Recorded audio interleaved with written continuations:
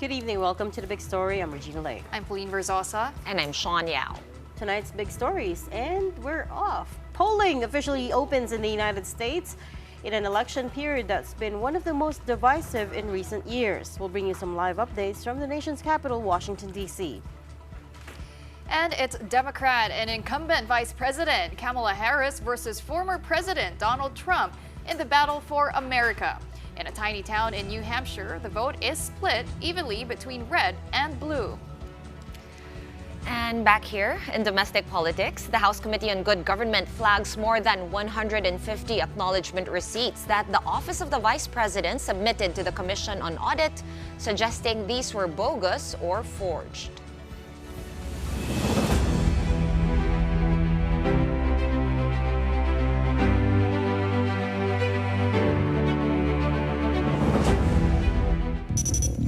It is D-Day in the United States, or should I say E-Day? It depends who you ask, and it depends who wins. America is waking up to Election Day after a campaign that's been described as more dark and divisive than any in recent memory. Presidential hopefuls Kamala Harris and Donald Trump made their final pitches to their voters just hours ago. As we are getting out the vote, as we are canvassing, let's be intentional about building community, about building coalitions, about reminding people we all have so much more in common than what separates us. There is power in that. Let's get out the vote! Let's get out the vote! Let's get out the vote! Let's win! This is really the end of a journey, but a new one will be starting, and now we'll have a chance to do it after today. We're way leading. All we have to do is close it out. If we get our vote, there's nothing they can do. Well, perhaps the New York Times said it best. Americans are heading to the polls with a grim sense that their nation was coming undone. That's not an easy choice to make. At the outset, America's been divided at what the two could bring to the table, with the two candidates painting a sharp contrast in age, race, career experiences, and even the choice of running mates. There's also the fact that Harris used to be a prosecutor, while Trump is a convicted criminal. He was convicted in New York of all 34 counts of falsifying business records. But the fight goes beyond the tail of the tape. The bigger battle now is in the 7 swing states, namely Wisconsin, Michigan, Georgia, Nevada, Arizona, North Carolina, and Pennsylvania. Now, never mind that these states do not carry as much electoral votes like New York's 28, California's 54, or Texas's 40. New York and California traditionally vote blue, while Texas votes red. But the 7 earlier mentioned states can flip, as it did in elections past. And indeed, it is Pennsylvania that could spell the difference for Harris and Trump if they want to be America's 47th president. Political pundits say the state, nicknamed the Keystone State, will be the key to the White House this year, as it was in the last election. According to a BBC projection, the candidate who wins Pennsylvania has an upwards of 90% chance of winning the White House. In 2020, it voted blue, but in 2016, the state voted red. Wisconsin, Michigan, and Pennsylvania. And so if Harris wins that, then overwhelming majority, or she can either win the Sun Belt, which is Arizona, Nevada, and then hoping for Georgia as well. However, because of the greater population in Pennsylvania, even if Harris doesn't win, let's say, Wisconsin or Michigan, or she doesn't win Arizona or Georgia or Nevada, the Electoral College votes that are in Pennsylvania really would show the difference that and put Vice President Harris much ahead than President Trump. In just a few hours, this heat map of Reuters will turn either blue or red as election results come in. It is fairly simple. The first presidential candidate to get 270 electoral votes wins the White House. By now, we know that unlike other countries in the world, the United States elects its president via the Electoral College. That is a vote of 538 electors, 435 House members, 100 senators, and 3 votes from the District of Columbia, otherwise known as Washington, D.C. And surprise, electors are selected by popular votes in individual states. So all eyes are on the 7 key swing states, and again the polls say it's a deadlock and still anyone's game. And both sides feel they've got this in the bag. I'm feeling good. I feel like there's so much energy around this campaign, and we're just excited to be here. We drove 500 miles to get up here for the last chance that we're gonna have to see Kamala. We're just excited to go out and vote. We're excited to be a part of getting the first woman in office in the White House. Feeling positive. We're gonna win this. There's one vote, one choice, and it's Trump all the way. The vehicle, take a look at it, it says it all. We're gonna continue to fight till the very last day. I don't want this extremist right and left side. I want people to be able to talk to one another again in a way that's respectful and, you know, people to get along again. And I think we're hitting this turning point where we can have that again. All right, so it started and it's still too close to call, at least according to The all latest the watchers. polls, Yeah. the New York Times, Siena College latest polls say there's still, well, it said Harris was up by a percentage point, which is well within the margin of error, so it doesn't really count. And at this point, it's too close to call. It's unbelievable. It is even after all unbelievable. the rhetoric, even after all the But this was fighting and the noise. This was an elections to remember. That assassination attempt at the Trump rally, that debate, Joe Biden stepping back. I mean, it was really that's right. exciting. There were a lot of- Looking back now, I'm nostalgic now that the polls have opened at the campaign period, and it was also unlike any other in history. It is unlike any other. There's so much at stake. We keep saying that. I know we say that every elections, but this time around, it does really feel like there is a lot at stake, not just for the United States, obviously, but for the rest of us who are close allies of the United States. And of course, over the last 2 years of President Bongbong Marcos's presidency, he's moved us a lot closer to the United States. So we are invested in this. And here's hoping that that gambit pays off. As we have been saying, at this time, polling centers in the United States have already opened, at least in the East Coast, for Election Day. Voters in Connecticut, in Indiana, Kentucky, Maine, New Jersey, New York, and Virginia can now head to polling stations to cast their ballots. Now, earlier, polls opened in Vermont and New Hampshire. But tonight, we have with us One News's senior editor, Jovi Francisco, joining us from the U.S. capital of Washington, D.C. He is there to witness the action in this historic U.S. presidential elections. Jovi, what do you have for us? Ladies, I'm here at the Martin Luther King Public Library in Washington, D.C., one of the assigned polling precinct or voting centers in D.C. And it's past 7. It's 7:18 actually here in D.C. and voting has started, as Shawn said in her intro. A while ago, there was a long line behind me of voters waiting for their turn to enter the voting center, and but they're now allowed entry inside, and they're inside doing the process of voting.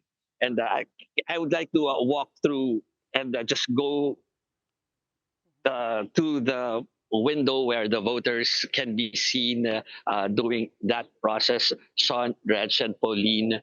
I'm sure the producers will be playing back some of the shots I submitted earlier of what is expected or what can be seen inside the polling precinct. But as of now, as you can see, voters are allowed entry, and they are now lining up for the registration before going to the voting booth, where they will fill up at least 6 pages of the document before submitting it for the reading machine.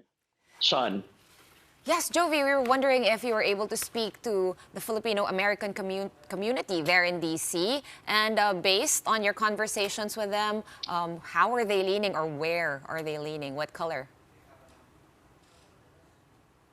Okay, I've met some Filipino-Americans here in D.C. and of course they're kind of not so open about the personality they will be voting today. But before this, I was in Los Angeles, where where I was able to talk to some Filipino Americans in this town called Historic Filipino Town in Los Angeles. The folks there are kind of vocal, but there are those leaning towards Kamala Harris, and there are some, of course, leaning towards voting Trump. All right, so it looks like even amongst people you know, it's still too divided to call and too close to call. But it looks cold there, Joe. You look like you're freezing. I'm just moving because it's not allowed to do it there. Okay. So what time were they expecting, Jovi? Yes, like what's that again, Sean? Sorry, I was told to move away from the window. Okay, well, good try though. But what time were they expecting, you know, the deluge of people or the bulk of the voters to come? I mean, I imagine you're in D.C. and people there are more politically aware, and therefore they should all show up and vote. According to some Filipinos I talked to earlier today, here in DC, we're expecting long lines in some of the voting precincts. Pero Sean, we should remember that even before today, marami na ang bumoto, no? By mail or early voting. And as of the latest count, it's around 79 million voters already voted even before today's opening of polls. Well, this is only the beginning. Thanks for giving us a quick peek into what that looks like over there in the U.S. Capitol. That was One News's senior editor, Jovi Francisco, reporting to us live from Washington, D.C.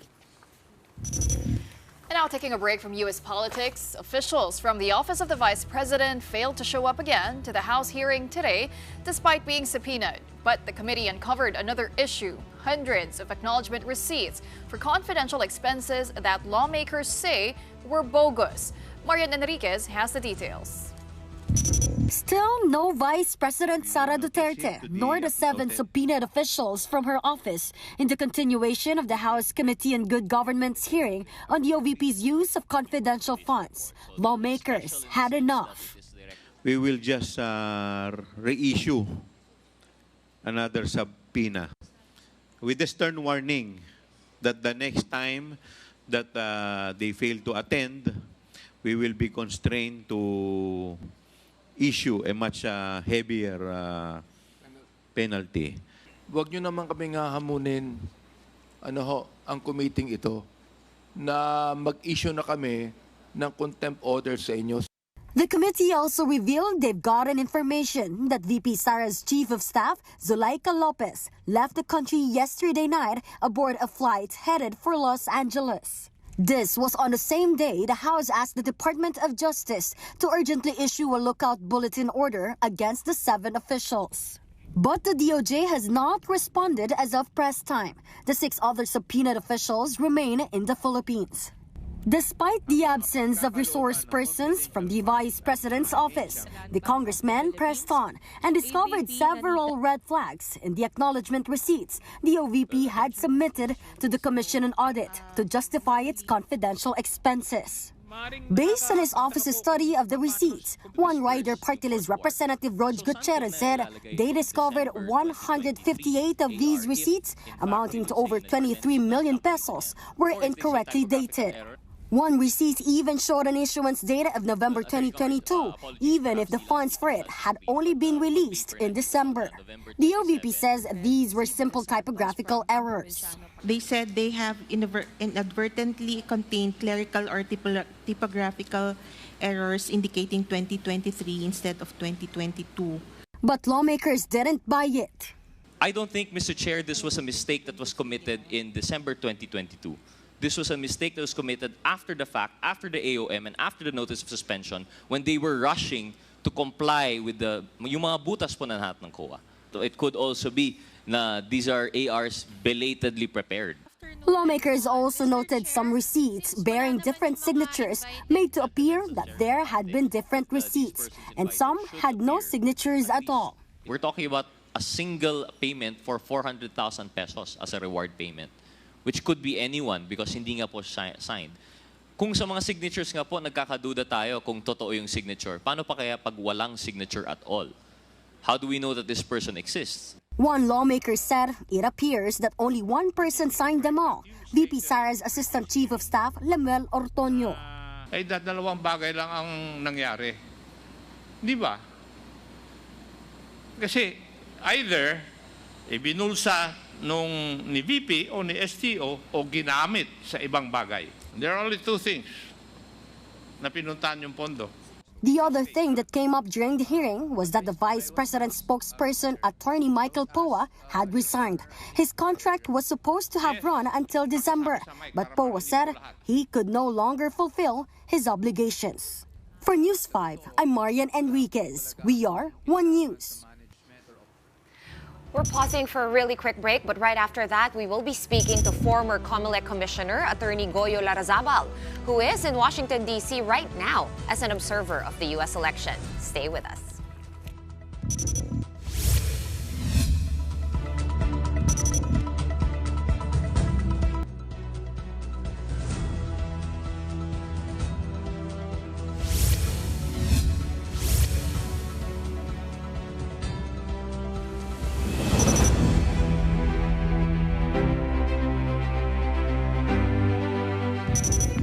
Welcome back. You're on the big story on One News. Circling back to our top story, the U.S. elections, which are currently officially underway. Let's get out to our first guest tonight. We've got former COMELEC Commissioner and proprietor of the Larrazabal Law Office, Attorney Goyo Larrazabal. Goyo is in Washington, D.C. right now as an election observer under a program by the International Foundation for Electoral Systems, or IFES. Hi, Goyo. Can you hear us? Hi there. Can you hear me okay? I think he can't hear us, as a matter of fact. Hi, Goyo. Let's try that again. There. We can hear you. Could you say hi again? Oh, you're not hearing us, I think, is the problem. Goyo, let's try this again. Can you hear me okay? Can you hear me? What about now? Is this better? Can't hear you. Oh no, okay. We're gonna try to fix that on the back end. I apologize for that. We'll circle back to Goyo a little later on in the show. But for now, we will... Well, let's just... I was going through Goyo's Facebook page, and apparently this is already the third U.S. presidential election that he's observing. Been an observer of. That's why I was like, and let's not forget he's a former COMELEC commissioner. Yes. So without further ado, I think he's told back on. We have him back on. Let's try I'm that back. again. Hi, Goyo. Hi, Attorney Goyo. Good. Can you hear me? Good evening, ladies. Perfect. Okay, third time's a charm. So you're there as an observer of the U.S. elections. Tell us what that means, what you've been up to these last few days. So I'm with the IFES program, and I'm here in the conference with election officials from all over the world, about 60 countries represented here. And we discussed yesterday innovations as regards election management. And today we'll be visiting several poll places. In fact, I'll be going with a group to Maryland and some voting centers here in Washington. So three sites. If you're an election observer, that means you get to sit in and observe the proceedings, the process as people come up to vote. Is that right? Well, if it's same as the previous elections I observed, we go in and we talk to the election officials. We ask a few questions. We observe. We don't meddle. That's the rule. We don't disrupt. But we can inquire, ask a few questions, and see how they conduct elections. And in fact, that's what we did last time. Okay, well, this might be a little bit premature because I know the polls had just opened right there in the East Coast. But in terms of, I guess, the lead up to the opening of the polls and the last days of the campaign, Goyo, and since this is your third elections that you're observing there, what stands out to you with this third one, the 2024 elections? Well, as compared to previous elections, there's more involvement in the people now. Previously, people were not too involved in voting. They didn't really voice their opinion. Now they're more vocal. If you're for Trump, they will say you're for Trump. And if you're for Harris, they would be open about the fact that they are voting for Harris. You mean they're more open about who they're choosing to be their Yes, president? and let me put it, they're more enthusiastic now as compared to before. You would see it in, like, I talked to a Filipina who's been here for about 30 years, and she has a kid here in Texas, and I asked her about who she wants to vote for, and uh, she said she was voting for Harris. After a few probing questions, she opened up that she was voting for Harris. That's a good thing then, though, right? That means people are more engaged. Oh, yes. Are we expecting a record turnout this year? Okay, I think it will be based on the pronouncements of some analysts. I think it will be the level of the 2008 elections where Obama ran and won. President Obama ran and won. But when you say about enthusiasm going up, it's for Americans it's high, but as compared to the Philippines, it's very low. There's so many Americans who still do not care to vote. You've seen reports that people are 50 in their 50s or 60s who voted for the first time in their lives. In the Philippines, that hardly happens. Diba? Yeah. That hardly happens. Everybody pretty much votes on election day. Wait, sorry, you mean to say their voter turnout is lower than the Philippines is? How could that be? Oh yeah, oh yeah. It's pretty low. I think it's about 20 to 30%. I might be wrong, but it's about a fourth of the population who only votes. Uh, so it's not that high. It's not. It's Ver- not high at all. versus the Philippines, where are we at? We're about 80+%, and in some precincts, in some areas, it's 100% turnout. Right. Even the ones who are long dead still vote. But Goyan, We, that's we, we purged that already. I'm sure We public has purged purged it. those. Okay, that's good to hear. it's updated now, and we have biometrics, right? Yeah. Yes, you have the ethics. Oh, by the way, remember, if you fail to vote in 2 successive elections in the Philippines, you're deactivated. So it's too late to register now or reactivate. But in the Philippines, people are pretty involved in the elections and wanting to vote. Do you think it's because of multi-partisanship here versus they're just pretty much really voting left or right or red or blue, right? But here it's kind of like a party. The way campaigns are held here, it's almost like a Sunday noontime variety show all the time. Would that have something to do with it, or is it the ayuda culture? I think that could be it, but in the US, kasi, they they elect their presidents via electoral college. It's not popular vote that wins the presidency; it's electoral college. So in states like, for example, California, where it's deep blue, I mean, you say it's basically a Democrat. A lot of people in California really don't want to vote anymore because they know they won't make a difference, diba? Um, so the turnout is pretty high generally in swing states lang, and there are 7 swing states in the US now. Yeah. And The others, what are the talk? Do you go hear ahead. any talk about where these swing states will go? Because everyone's just saying If I'm it's not- too close to call. If I'm not mistaken, it's Wisconsin, Michigan, Pennsylvania, North Carolina, Georgia, Nevada, and Arizona. Yeah, that's a key. That's most.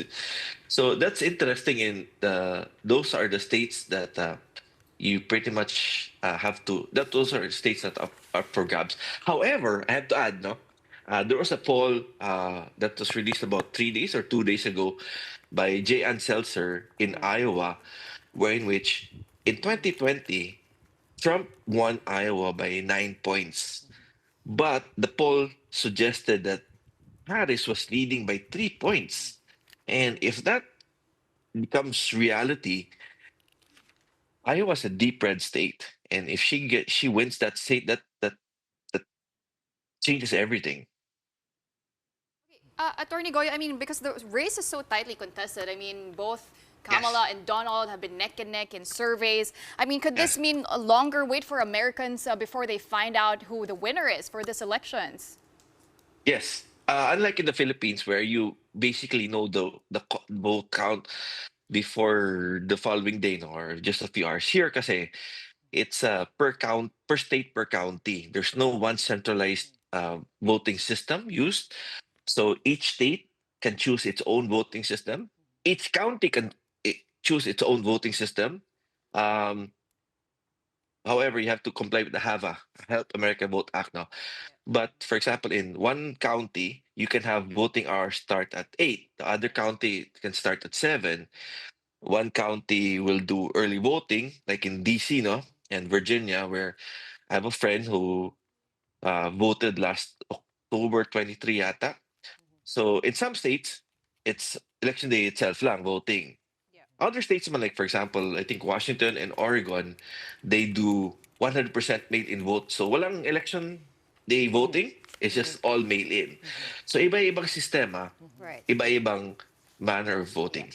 Well, I don't know that we're going to be quick to count our results for next year. Remember that we're changing elections providers. But Yes, that's another topic altogether. exactly. We'll talk to you about that on another day. For now, we'll leave it there. Yes. Goyo However, Larzabal. I think, however, I want to say that don't expect the official results to come out for the popular votes within 24 hours. Normally, it's until Saturday yun eh. Yeah. Kasi they have to count the mail-in votes, absentee votes, etc. For sure. We're going to be waiting with bated breath. Thanks so much for your time, Goyo Larzabal, former Kamala Commissioner and proprietor of Larzabal Law Office. We're going to take another quick break, but up next, how will a new U.S. president influence the Philippines' relationship with China? We'll speak to geopolitical analyst and maritime security expert Ray Powell when the big story returns. Keep it here on One News.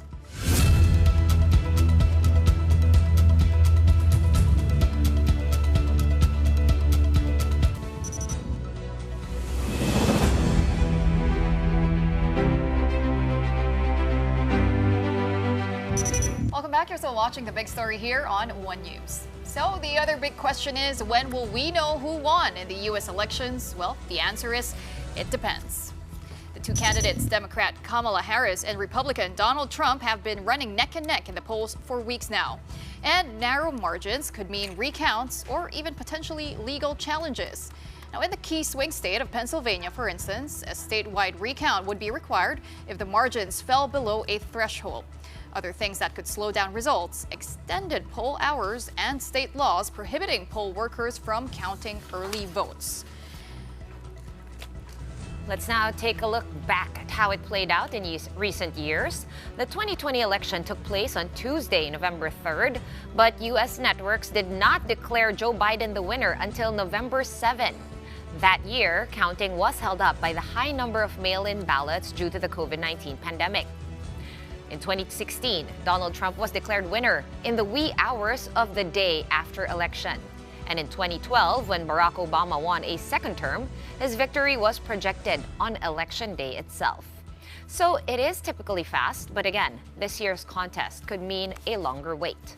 And just to illustrate how tight it has been, one small town in New Hampshire called Dixit Notch kicked off election day with a midnight vote, and as per tradition, they are the first in the country to declare results. Get this, the town only has 6 registered voters. And this year, they were split right down the middle. 3 voted blue and 3 voted red. I think New Hampshire's a purple state, and I think it's very divided, and I think even the 6 of us might be divided. Purple state. Let's dive into that a bit more. We have with us tonight a familiar face, geopolitical analyst and maritime security expert Ray Powell, also here to talk to us tonight about the U.S. elections, of which you are very familiar. How did we get to this place where it's still too close to call? One of the candidates is a convicted criminal.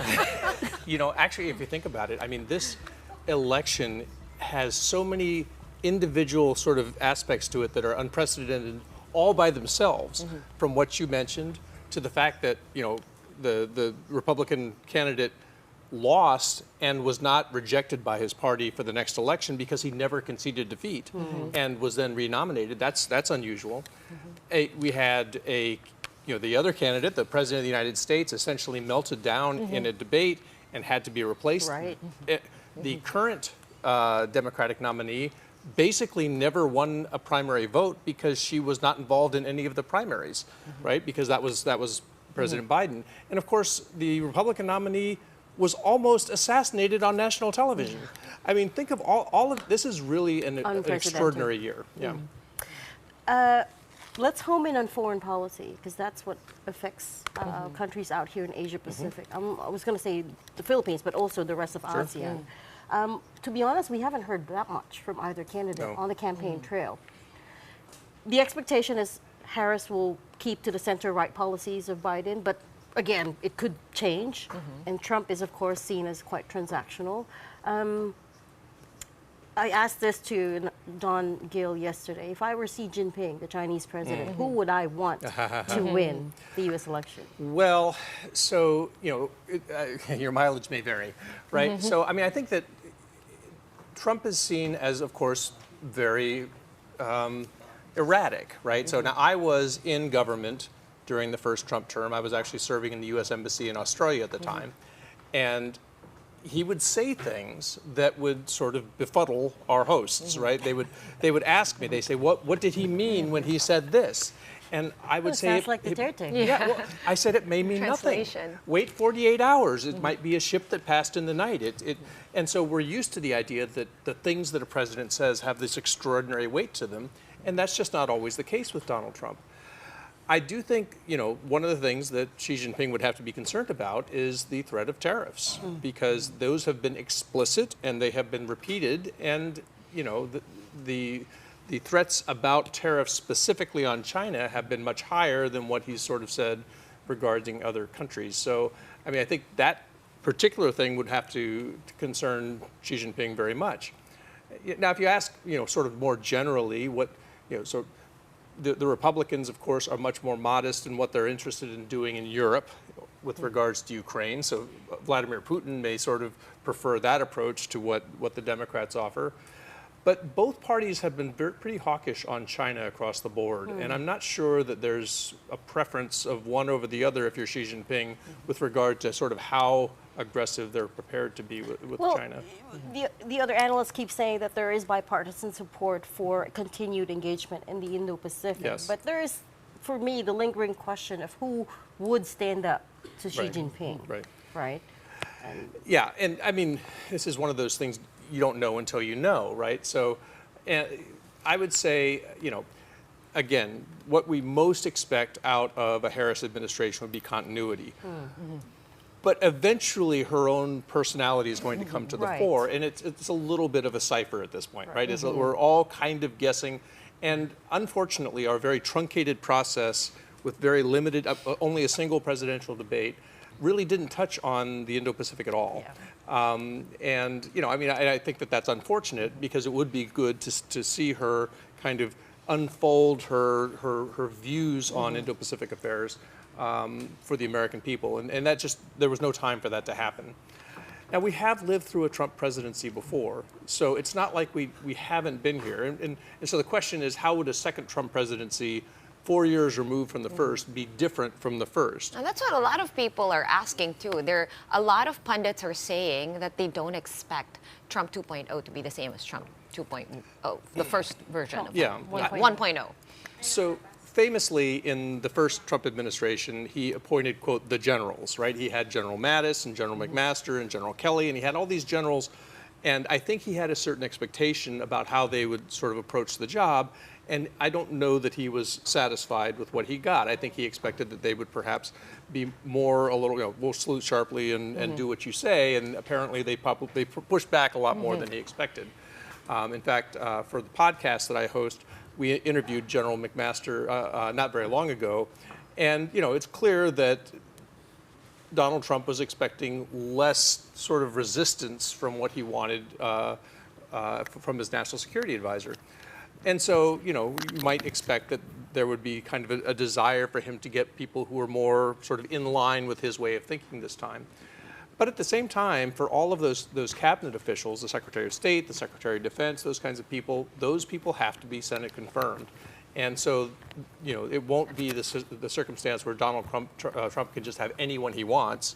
He still has to get them through the Senate with a majority vote. Okay, speaking of Senate, some people are also worried about who's going to take the Senate and who's going to take Congress. And I'm wondering, from the Philippines, and I also asked Don Gill this, what would look better for us? I mean, obviously it would be better for America. I think if everything was just in one party so that things could go more smoothly. Well, so that depends on your outlook. So I think it's very unlikely the Democrats take the Senate.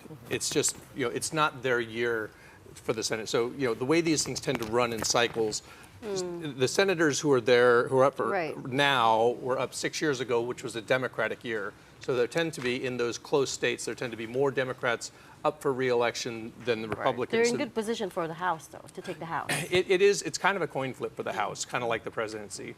And funny thing is, oftentimes, the American people are have split, opinions about that. And there is some feeling like having divided government protects us from sort of wide swings one way or another. We almost want our politicians to fight among themselves because then we don't get sort of extreme... Like a true checks and balance Yes, as well. exactly. And it is very annoying for people who are ideologically committed to one or the other, right? Because you can't get all the stuff you want. You get very frustrated. But at the same time, we kind of designed the system to be frustrating. I also read somewhere that they're saying that people are looking for someone, what Americans should be looking for is someone who can kind of work with the other team. And that is one quality, I think, like you said, we didn't really get to know Harris so much because she just came in to replace Biden. And so who do you think among the two, Trump or Harris, can actually see past the divide? Well, so one of the interesting things about Donald Trump is that he is not as ideological a figure as you might think. So for example, he was, widely considered to be, blamed or credited, depending on how you look at it, to be the person who pushed through a number of justices who eventually overturned Roe v. Wade, the constitutional right to an abortion law that we had.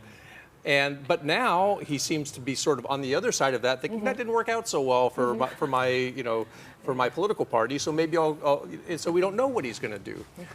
So in some ways, Donald Trump, although he's very polarizing, a character, at the same time, he may be more malleable as an ideological figure. So it's... That's a very kind way of putting it, a character. Okay, Ray, I mean, election results aren't expected to come out anytime soon because of how close surveys are. But if you could advise Philippine leaders on how to prepare for a Trump or Harris presidency, what recommendations? So usually the question is, what do we do if it's Trump, right? Because if it's Kamala Harris, everybody expects continuity.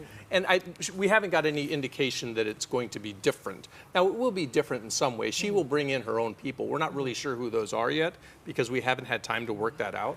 But it's assumed to be sort of in the same vein as what we've had. So one of the things that I've really kind of come to with Donald Trump is you have to be able to work within the system. You still want, the embassy is still important, the State Department, the Defense Department, all of those people are still important.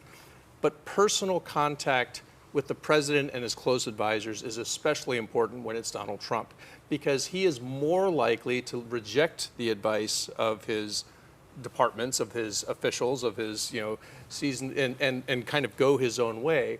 And so having that personal contact, and frankly, it's something that Asian leaders tend to do better than, say, Western leaders.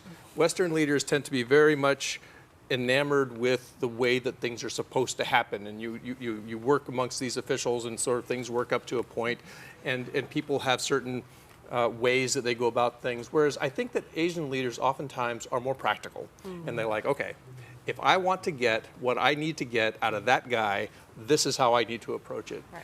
And you've seen that work for example, we interviewed Malcolm Turnbull not long ago. He was the Prime Minister of Australia during the first Trump administration, and there were tariffs on the table for steel and aluminum. And Turnbull went basically directly to Trump and said, look, you have a trade surplus with Australia. You're benefiting from Australia. You would actually, but he had to do that personally. It wasn't working by going through the apparatus. Channels. He had to get there personally. And so, and we saw actually Shinzo Abe showed up. Just like that.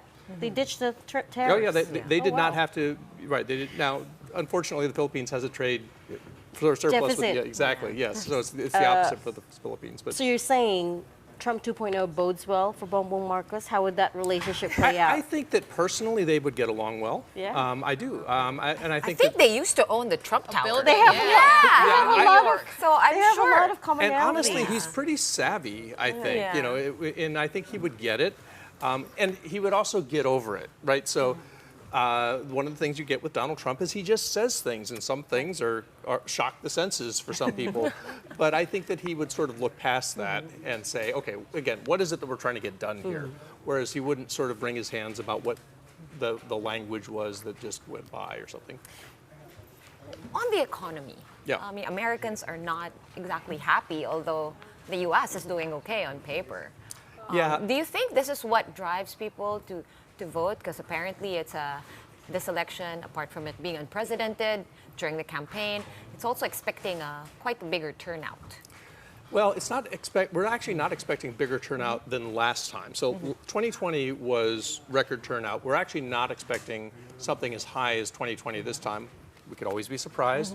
And one of the things that I think was already mentioned is that we've actually already, half of us have already voted, right? So half the electorate is 73 million. So something like 75, 79 million have voted already, and that's probably about half of what we expect to vote this time. And so a lot of these late sways back and forth may not even matter for half of the electorate because we can't change our vote anymore. It's already in. Right. So. And then just coming back to the defense side, EDCA. So under President Biden, Marcos gave him another 4 additional military sites, and they haven't been built up. We need a lot of money for that. So do you think the level of engagement under either of these presidents will carry on, see this plan through, including the plan to build a Luzon economic corridor? So I think that most of that is already sort of set in motion. And so what it would take to change that would be for somebody to reach in and change the direction of it. And I'm not sure I see any evidence that that's coming. So I think the fact that it's already in motion probably bodes well for those things to happen regardless. And Taiwan, the idea that Taiwan could get invaded in this president's administration is not so far-fetched. And Taiwan is important, of course. It's part of the first island chain and all of that. Trump being transactional, has suggested it should pay for protection. So again, we don't know what Kamala Harris thinks about Taiwan. So he has said that for Europe. He said that for South Korea. He said that many, many, many times over. The way that I tend to administration is that he uses that as a negotiating tactic. He's trying to sort of push people to the edge and say, look, this is what pay your share. And so I would expect to hear more of that kind of rhetoric, but as far as actually changing policy, I'm not sure it's coming. So it's kind of like the gray zone tactics. Political gray zone, Political gray zone tactics. Exactly. See how far it could go. We're going to have to leave that there for tonight. Thank you so much for your time. Geopolitical analyst and maritime security expert, founder of Sea Light. An all-around good guy. An all-around good guy, not according to some publications. Ray Powell. Thanks. Right, before we say goodbye, here is our big picture for tonight. And it is the NAIA Terminal 1, which sadly took the crown of worst airport yet again. The country's main gateway is again the worst airport in the world, among the busiest gateways globally.